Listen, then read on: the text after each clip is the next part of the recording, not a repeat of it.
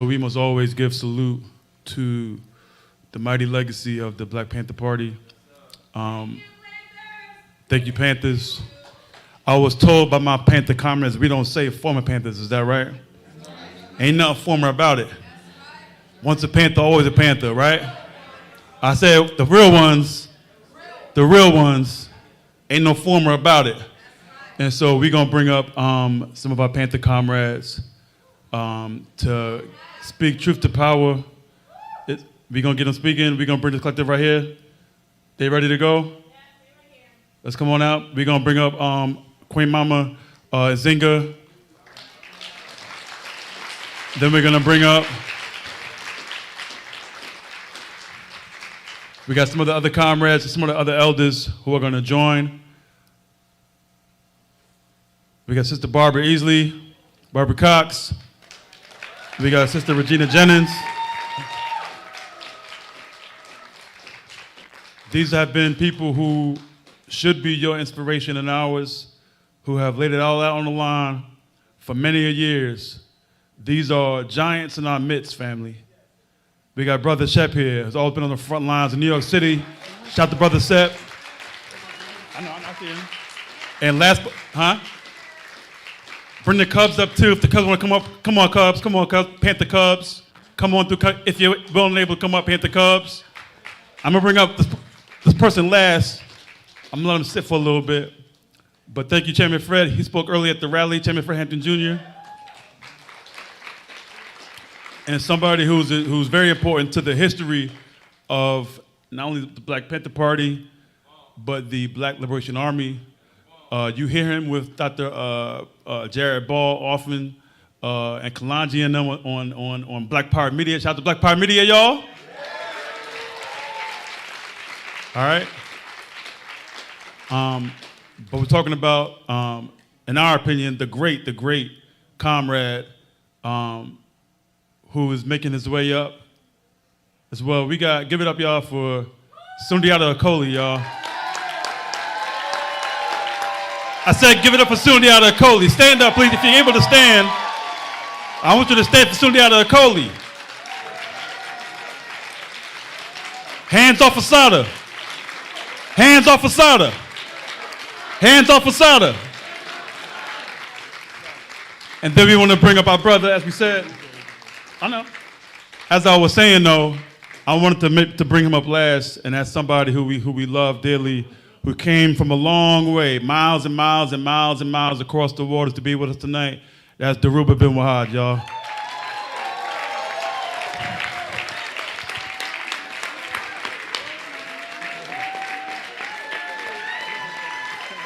Black Power.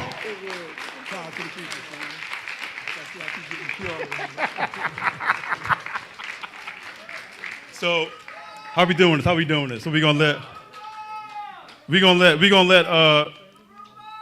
Mama and Zinga and Dhoruba provide the words, and then we'll keep moving. So I'm gonna give y'all the microphone, and then y'all can provide a few words for us. Before me and Dhoruba speak about anything, we want everybody on this stage to say who they are and what chapter they represent.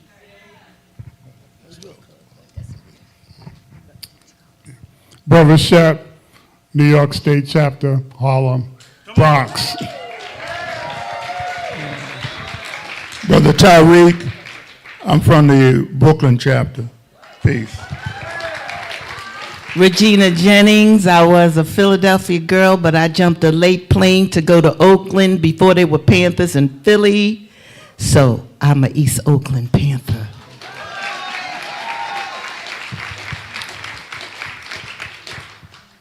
All power to the people, black power to black people, Panther power to the vanguard.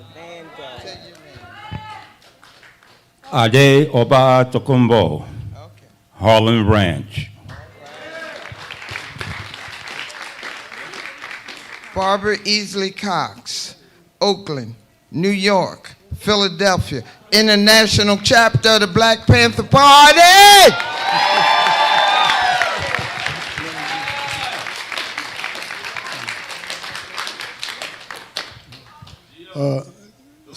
Sundiata Acoli.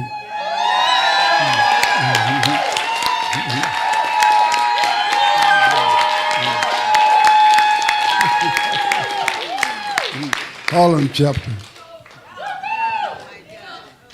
Step aside. Step aside. Bill Brown, Philadelphia chapter.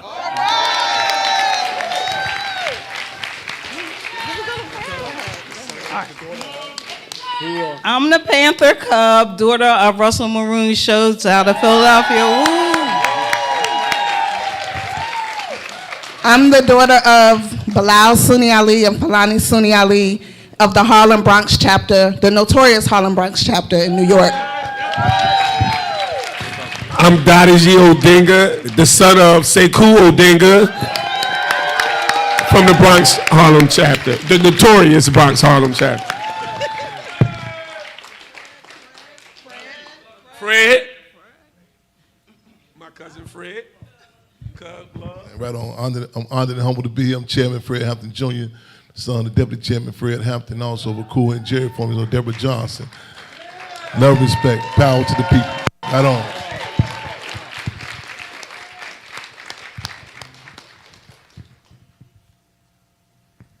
I'm Nana Akuya Enum Oyemi Niamiche. I'm also AKA Patty Bird. You know, I'm all those. And when I answer to whatever someone is calling me, because my cubs over there, they call me Bad Baby. No matter where I am, if I hear somebody holler, Bad Baby, I said, them cubs, they ratting me out. But they be looking out for me. They be making sure that I'm all right and I'm safe. And I'm just proud for this moment that we're being honored. And I just want to say a few of these political prisoners' names. And if I don't say a political prisoner that you know, after I'm through, please shout out. Brother Alameen Jamal, J.L. Alameen, and Veronica Bowser, who will be out May 7th or 8th. Praise the Lord. Praise the Lord. Zulu Whitmore, Kamal Siddiqui, Joseph Bowden, Ronald Reed. Anybody that y'all know that I'm missing? Kwame Shakur, young brother from Indiana, Prison Lives Matter.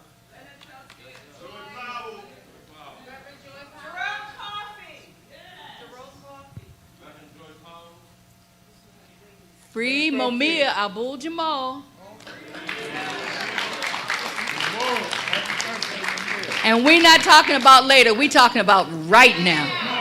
Right now. It's important, and we've got to keep the holler out. The people can move and move mountains. So let's move them. We need Mumia home. His health is not good, and we need him home where we can take care of him and put him back in good health. So I'm going to turn this over to my brother, and I'm going to stand here and get my brother's love. Power to the people. Power to the people. Power to the people. The power belongs to the people. Don't ask for it, take it. It's yours. I just want to say briefly that my comrade Mumia Abu-Jamal, the brilliant writer, brilliant analyst and speaker who has spoken for the voiceless all of his young adult life until this very moment at 70 years old. Mumia has been a valuable asset to the liberation of African people in the diaspora. He is well known around the world. He is revered and loved by people, oppressed people everywhere.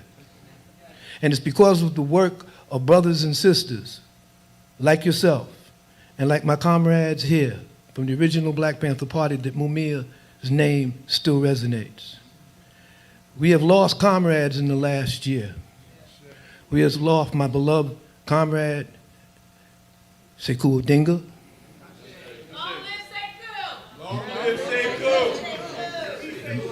Lee Barry, Blood McCrary. We have lost so many of our brothers and sisters. Some brothers and sisters can't be here today, like Jamal Joseph, like so many other brothers, Jaleel Mutakim. And my comrades, I just want to say to this. My generation is the last of the loud. And we have lived our time and we have fought our fight, but our fight is not over. And we are here today in our minds and bodies, as feeble and strong as they may seem and they may be. Nobody gets out this life alive. But the purpose that we are here for on this life, in this life, is the purpose that Allah put us here for, the Creator put us here for. And that we are the dreams of our ancestors who were brought over in chains. We were their dream. That one day they would rise up amongst them, a generation that would fight for our liberation and fight for our freedom and not give up that fight. And I'm honored to be here with comrades who walked that walk with me, who fought that fought with me, and who I would give my life for, and they would willingly have given theirs for me. But I want to say one thing right now, that we are living in a historical moment. Yes. These are crying times and these are liberating times. We cannot back down. We have to build a type of infrastructure and networks that will allow our people to feel their freedom, and we have to understand something. We had a saying in the Black Liberation Army whenever we went out on a mission, whenever we went out on a task. And we would look each other in the eye, and we would stand firm with each other. We'd check our weapons, and we say, blood to the horse's brow and woe to those who cannot swim. Blood to the horse's brow and woe to those who cannot swim. And what that meant was, once we stepped out that door, once we were committed to our struggle on the armed front, that we were taking no hostages, we were taking no prisoners, and those who couldn't swim, those who couldn't survive the wrath of the people, woe to them. Twyman Myers is not here. Frank Fields is not here. These are comrades that died in combat. Well, we have to understand, just like Hamas, you cannot take the liberation struggle away from a people and kill their will to survive and defend themselves and defend their people. So when we look at what's happening in Palestine right now, in this historical moment, they changed the whole paradigm of Western Asia. They were kicked under the rug and would have been forgotten. The United States had made agreements with bootlicking Arab governments to gloss over them, to abandon them, and to make peace with the European settler Zionist state of Israel. Israel is a European Zionist settler project. It's the last settler project that has started over 300 years ago.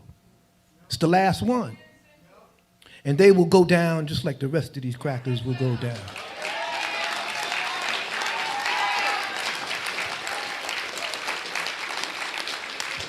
But like Curtis Mayfield said, these Zionists, they know they're on their last leg. They know the world is turned against them and they reveal their hand to everybody. We have a new generation of young people that have taken to the streets, that have gotten out on the streets, that's being arrested now as we speak, all around the world. It's a new generation. So brothers and sisters, our job is to educate, to liberate. Our job is to make sure that these young folks have the type of guidance, have the type of confidence, and have the type of historical memory that they need in order to triumph in this historical moment, in this decline of U.S. imperialism and U.S. hegemony. The Sudan is facing a crisis far more extensive in human terms than what's happening in Palestine and the genocide. Almost 1 million people are on the verge of starvation. 20 million people have been displaced from their homes. And the major architects of this is the United Arab Emirates, who are supplying arms, and the United States is supplying arms to the United Arab Emirates to change the paradigm of the Sudan. We have to understand who our enemies are and give them no quarter. Give them no quarter. When they come out to speak, we should be there to smack them down, to yell them down, to shout them down. Don't let our enemies speak. They won't let us speak. They lock us up. Don't let them speak. We have to do more than just talk about organizing. We have to stand firm against the oppressors and against these ravagers and these pirates and these enemies of the sun. So I just want to say this in closing and let the program move on. Because this is my comrade Mumia's 70th birthday. He's a baby. He was a baby then. He was 15 then when he was a deputy lieutenant of information. He's a baby now. But he's our baby. And we will free him. And I will say one thing, that just like when Huey P. Newton was in prison, we had a saying say, free Huey or the sky's the limit. So we need to build an infrastructure. We need to build the type of organizations that could exact the consequence on this system, on these pigs, if they do not free our comrade, our brother. We can't just demonstrate. We have to understand what they have in plan for us. What they're doing in Palestine, they will do to us. So we need to make this clear. We need to train. We need to organize. We can't mourn, we have to organize. We have to build to win. We have to do all of these things that require our struggle and our sacrifice and our dedication. So I just want to say in ending, Sister just flashed the 1 minute silence, but you know, I don't usually recognize stuff like that. But I'm going to do this now out of courtesy because I got to get in the wind. But I just want to say I'm humbled to be here. I'm fortunate to be here, all the way from Africa. I'm here.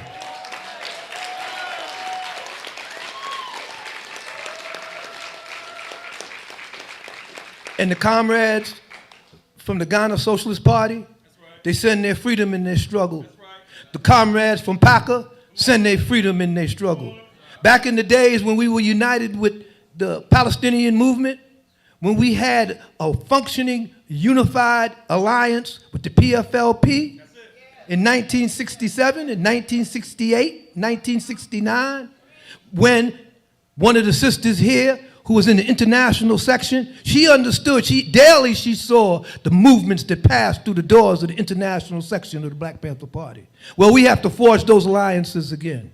And right now in Vienna, brothers and sisters are taking to the streets to free Mumia, to call for an end to the genocide in Palestine.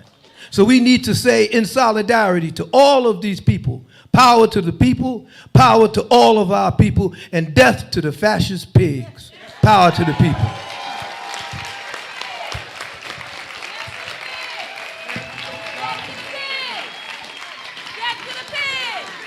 On our way out, I want to hold up for 1 minute. I want to say something to the young people in this audience. I'm always asked, what can we young people do? We didn't have a blueprint, and y'all do have one because you have what we've struggled to do. So y'all get out there and make a name for yourself, do it your way, and come to any of us OGs, and we will give you advice and help you to work things out. I just want y'all to know that. We're here for you, but we are old people, and I want you to also pray for a lot of the elder Panthers that are ill. I won't call them out by name, but there are a lot of elder Panthers that are ill. So, young people, do you. Make your mark, and come call Auntie anytime you want. There you go. Give it up again, y'all. Give it up again, y'all. Give it up again. Give it up again. Show them your love. Show them your love. Show them your love. Show them your love. What's the call? What's the call? From the river to the sea. From the river to the sea. Amazing. As we continue into moving into our final speakers, something that I wanted to just name and touch on that I appreciated that I heard earlier was how Mumia is, not was, right, is such a major influence for teaching our young people how the spirit of rebellion and resistance, it's inherent in us, right? I know that because I have a little one here who practices her resistance daily, right? Steps into her political power. Comrade Gigi, as we call her in some circles. But right, just talking about what Mumia represented so much, right? When he was organizing in front of Benjamin Franklin High School, right? Talking to young people, knowing the crap they were getting in the schools was not teaching them their history or their inherent worth to resisting the state and the system that they're in, and talking about how important it was to see young people excited to leave their classrooms because they knew the real lessons were in the streets, right? And we know Mumia has taught us so much that our work, our study, and our lessons are in the streets, and that it's up to us to always tell the truth because we know the media will not do it for us. Right, they will sell us the neoliberal, the imperialist language, right, the fascist language of oppression. But we know that it's up to us to have our own media, our own content, our own images, our own messages, right, our own T-shirts that represent the truth. So without further ado, I'm going to welcome the brother whom we know from Black Power Media to come on in and drop this knowledge on us.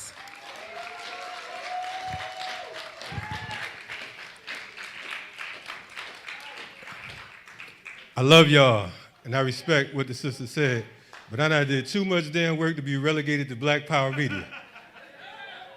Black Power Media been around 3 years. I've been organizing for 37 years. You know what I'm saying? I appreciate you, sister, not a diss towards you. I'm just saying, like, sometimes folks, sometimes folks look at you like a YouTuber, as one of the young folks said. You know what I'm saying? And that ain't me. I'm an organizer. I'm a freedom fighter. I'm Molotov, I'm scorched earth.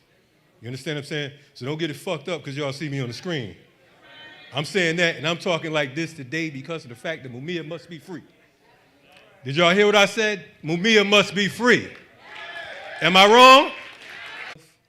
And the last hour or so with Noelle Hanrahan, I want to give it up to her because of the fact that she was kind enough to invite me out there to go see a brother that I started organizing. One of the reasons why I started organizing in 1987 at 16 years old. We didn't talk about, man, it's messed up about being in jail. We didn't just have a whole bunch of political chatter. We do that on Black Power Media, right? We do that on RSTV. I wanted to talk to Mumia. I didn't come in the capacity of a journalist. I came in the capacity of a brother, of a comrade, of a fellow freedom fighter. That's why I was there. And you know what? I'm gonna share a little bit about what we talked. You know what we talked about? You know what we did? We laughed a lot. We talked shit. I ain't know Mumia talk so much shit. I'm just saying, just like that. There's no other way to describe it. Mumia is a funny, funny guy. He's a brilliant man, but he's a funny guy. He has an excellent sense of humor. And I like for my comrades, folks like Chairman Fred and Deruba and all of them, we laugh when we get together. We ain't just walk around looking angry with red, black, and green drawers on. We enjoy ourselves. We talk shit. We probably talk about some of y'all, because some of y'all on some bullshit. We ain't gonna talk about that right now. Some of y'all know damn well you can be doing better. Right? Now, I didn't come here to tell you that because you already know that. I ain't come to tell you what you already know. I ain't Captain Obvious. But at the end of the day, it's gonna take more than us just showing up for an event. It's going to take some action. It's going to take some groundwork. I'm looking here today, and for many of us, when we were younger, we looked at a lot of these political prisoners as our heroes. I remember there was a poster, Set the Captives Free, remember that? And it had all of these different comrades on it. And I was looking at that poster recently, and the majority of those comrades are now ancestors. Many of them was released, and some of y'all claim victory because of the fact that they got a compassionate release. Don't claim no victory when it's a compassionate release. We're grateful that they get released, but don't act like they got out because of your ass. We keep pleading on the mercy of the state. I looked out here today and I saw Sundiata Acoli. I looked out here today and I saw Deruba. I looked out here today, I saw folks like Bob Boyle, right, the movement attorney. I looked out here today and I just saw so many beautiful faces from so many different places, right? People who undoubtedly love our people. You have to be a special type of person to risk it all. You have to be a special type of person. Mumia Abu-Jamal, when I left that prison yesterday, I was charged. I was charged.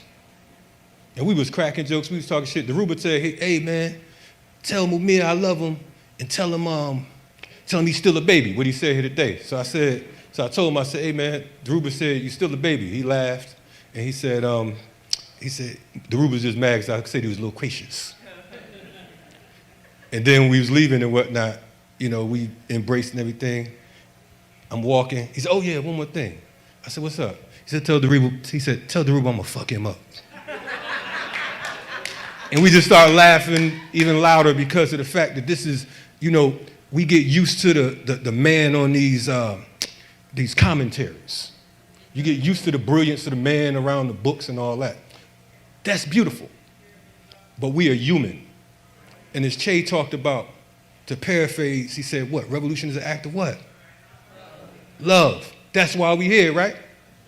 Now, some of y'all are still caught up that I came up here in the first part and I start cursing. I see some of y'all got your nose turned up. I don't give a shit. You can't mess with me. I just look like this. Don't get it twisted. I don't care about a church unless we got a Nat Turner tradition in that church. This is a house. America's a house, but America's a burning house. I met with the French delegation here earlier today. And I was grateful because of the fact that one of the brothers spoke English, he was translating, and the rest, they had questions, they had comments, so on and so forth, but it's like they traveled many miles to get here. And they was here the last 20 years, as far as I know. I remember they were at the 20th year anniversary when we came down. I mean, excuse me, his 50th birthday. And I remember the 60th birthday. And here we are, Mumia is 70 years old. Mumia went to prison, that case took place. I was 11 years old. I just turned 11. That happened 4 days after my 11th birthday. That's how long he's been. I'm 53, I'll be 54 this year. The man's been locked up since I was 11. Y'all understand what I'm saying? My oldest grandchild is 16. You understand what I'm saying? This is the reality of it. I'm happy today because I see so many beautiful faces. It's like a family reunion. But we must not lose sight of why we're here. A lot of y'all came up to me today. Yeah, we love what y'all doing on Black Power Media, so on and so forth. We're grateful. We're grateful for that. But like I said, we got to be more than just the men on the mic. That's all cute. But when we get off that stage, when we leave here, we saw these veteran Panthers and whatnot, and we saw all these great speakers, so on and so forth. But guess what? We heard Mumia, but Mumia is still up in that damn coal mine. He's literally in a coal mine. This is like Pennsylvania, and it's a coal town. If anybody, that don't know, I'm just telling you straight up. So folks are asking like, well, how is he? What condition he is? The man's been locked up damn near 43 years. You tell me what condition he's supposed to be in. Huh? But I say today that he was in great spirits. He's a beautiful man. And like I said, he was such an inspiration to me, and he will continue to be. But right now, I come to you saying that we have to do better. As Nkrumah talked about, we got to put aside our petty differences. But we also have to be clear that counterinsurgency is alive and well. Counterinsurgency is alive and well. We talk about COINTELPRO in passing. We talk about like it was a thing to pass, the 70s and the 60s and so on and so forth. It's a lot of folks who are looking to derail movement right now. Right now, I hate to sound like Nas said hip hop was dead. The movement is damn near dead. Because some of y'all, I don't know where the hell you moving to. Movement is about action. And movement is not just about, I fed some people some funky bread and some jelly and some sandwiches, and we went on Facebook and we talked about, what a great job we did. Movement is not about reinventing or remixing the 60s. We have to create our own legacy. We have to fight to get folks like Veronza Bowers out. We have to fight to get folks like Kamal Siddiqui out. We got to fight to continue to see our brothers and sisters come home, not when it's 5 days before they're scheduled to die, not till they're on their last breath and you can hardly feel their pulse in their bodies. That's played out. That's played out. So I ask you all, how many of y'all ready for revolution? How many of y'all ready for revolution? Clap your goddamn hands if you're ready for revolution. Some of you putting your fists up like this. I'm like, where am I at?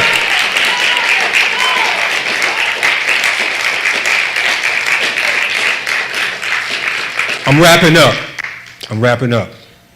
But if you're serious about our people's liberation movement, you'll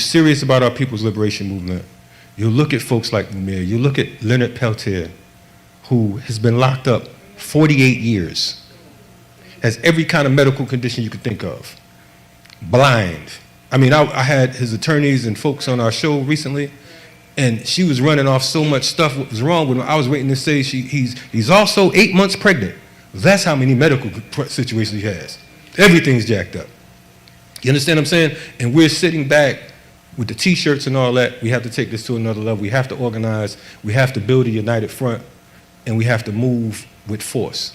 And until then, and only then, we will be victorious. I love y'all, I appreciate y'all, and I hope that everything I said, you understood in a way of love and not of arrogance or not of disrespect. Peace to y'all.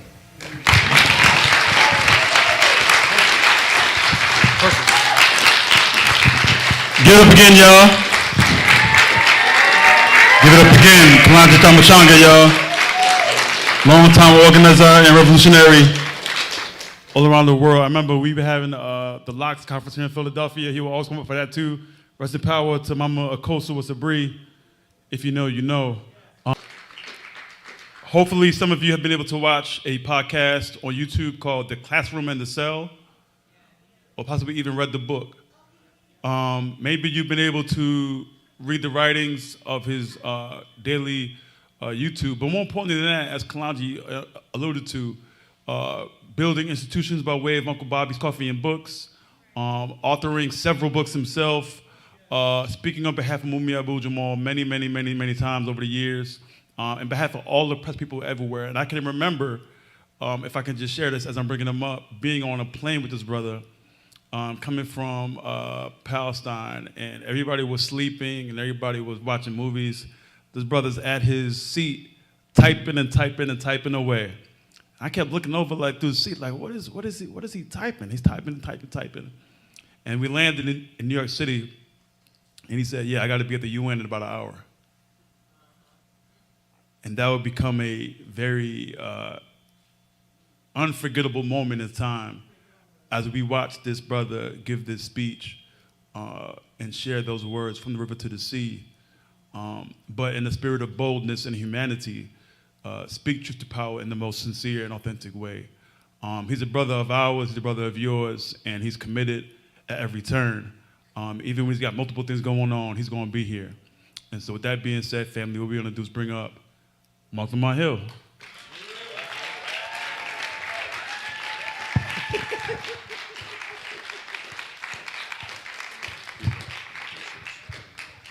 Free the land. That's a mic right here. I know it's about time to go home, and I apologize for being here so late. It's been a crazy day in about 4 cities. But I couldn't not be here for my brother, Mumia Abu-Jamal. This is a moment of multiple things. First, this is a moment of remembrance. You know, Mumia has made it to the age of 70. That is a victory in and of itself. They didn't want Mumia to live to be 70 or 60 or 50 or 40. The prison that he's in, the prisons that he's been in, the dungeons that he's been forced to live in inside of SCI this and SCI that have been designed and constructed like they have been for everybody else to kill us, to destroy our spirits, to destroy our minds, to destroy our families, to destroy our communities, and ultimately to destroy ourselves, our bodies, our lives. And Mumia is a testimony to what happens when you struggle, when you resist, and when you fight. But you don't do it as an individual, you do it as a collective. Mumia's 70th birthday is a celebration for him, but it's a celebration for every single person that has rolled up their sleeves, put their hand to the plow, and done the work of making sure that the state keeps their hands off of our brother.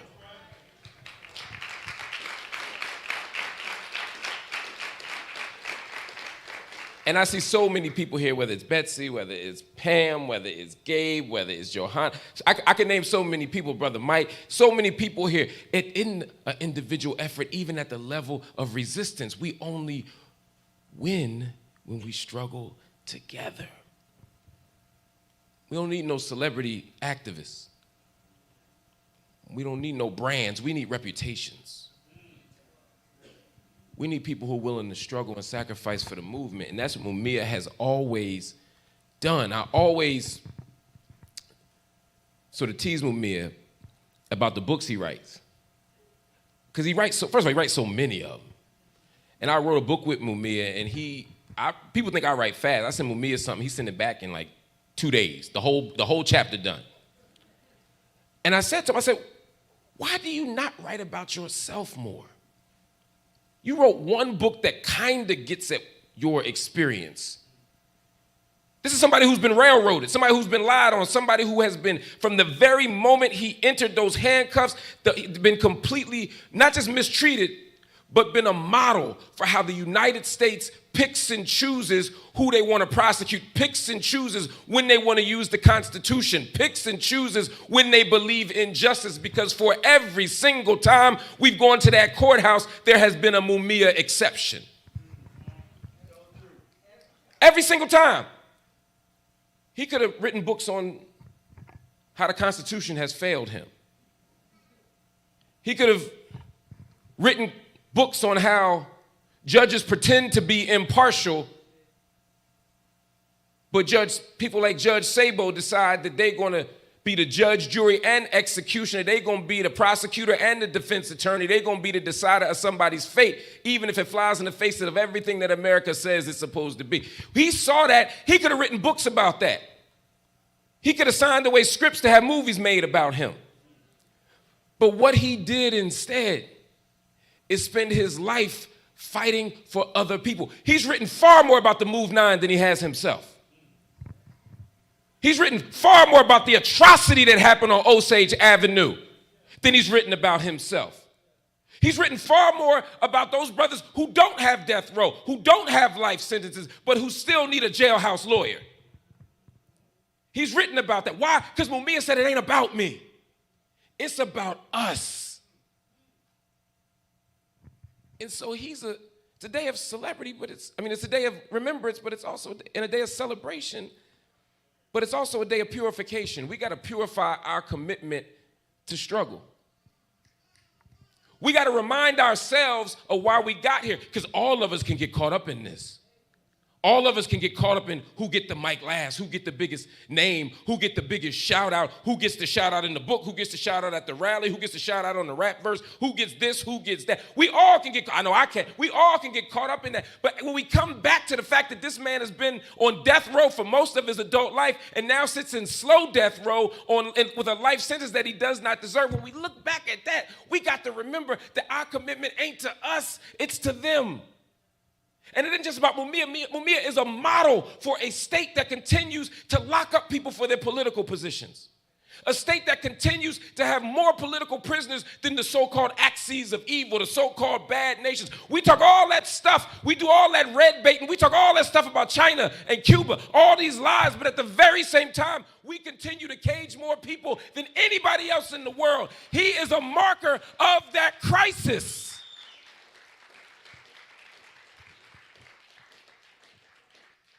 Today's also a day of victory, though. Because sometimes when you struggle and you don't win, you can start to think about this like it ain't worth struggling for no more.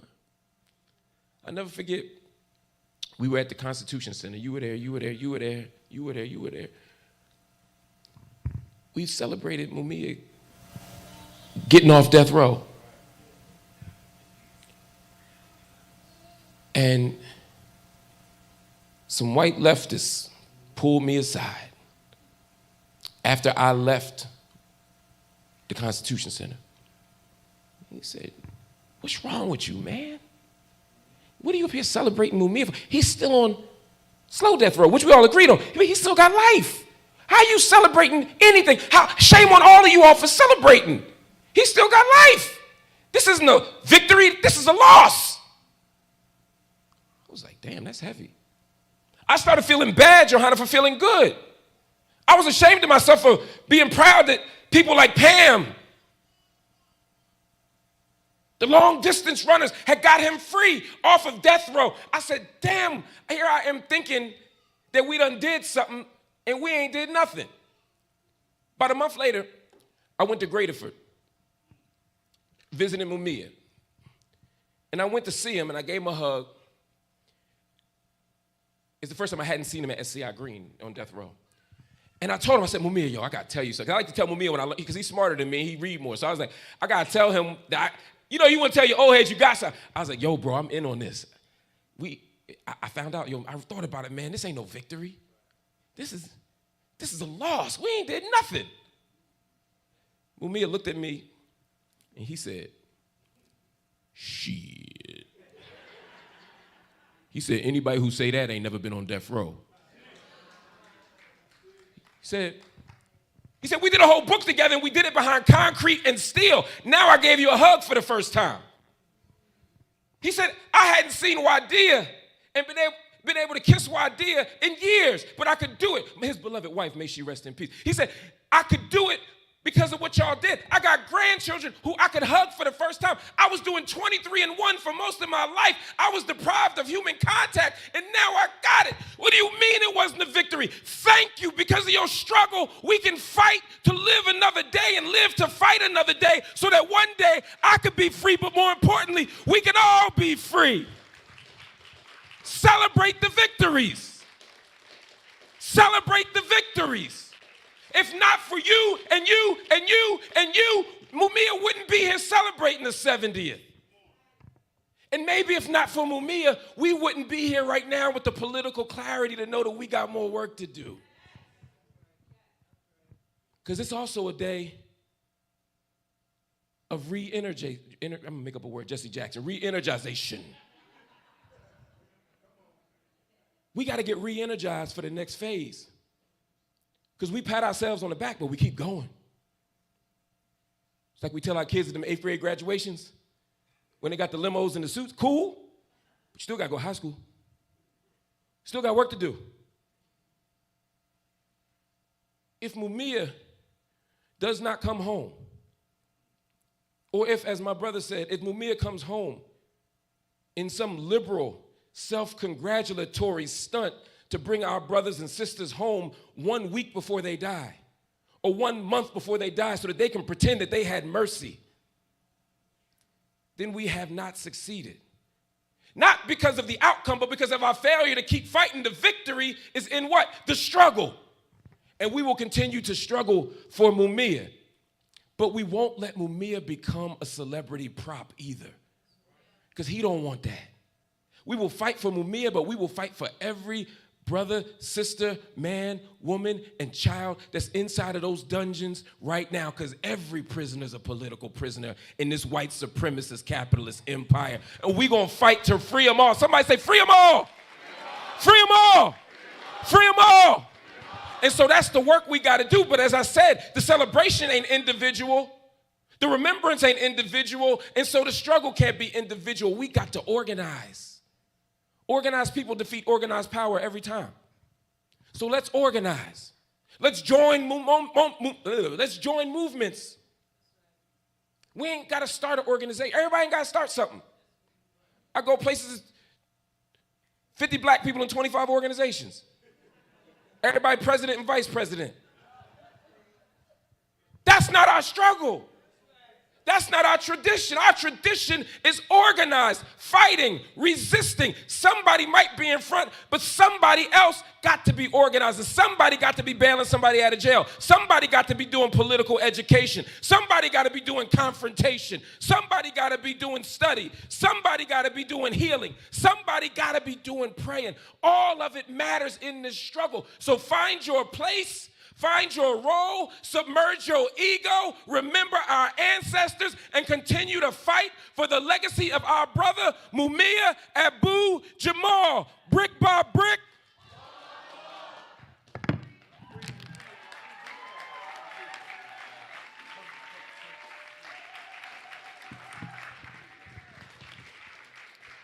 Give it up, y'all, for Mike Lamont.